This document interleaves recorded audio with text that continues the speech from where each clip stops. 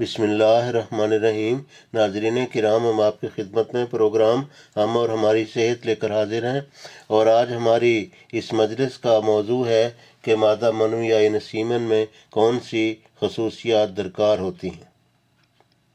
جواباً عرض ہے کہ مادہ منویہ جس قدر اعلیٰ کوالٹی کا اور زیادہ مقدار میں ہوگا، اسی قدر صحت مند، تیز رفتار، بھاگنے دوڑنے، اچھلنے کودنے والے زیادہ سے زیادہ کیڑے رحم میں داخل ہوں گے، اور اسی قدر بیٹے کے چانسز زیادہ ہوں گے۔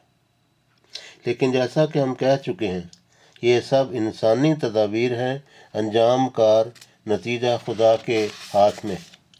ہم نے بسا اوقات نحیف و نزار لوگ صحت مند بیٹوں کے باپ دیکھے ہیں اور اس کے برخلاف بھی دیکھا ہے، تاہم کوشش انسان کا فرض ہے، وہ ضرور کرنی چاہیے۔ آئندہ ہم بیان کریں گے کہ کرم ہائے منی کس طرح کا ماحول پسند کرتے ہیں۔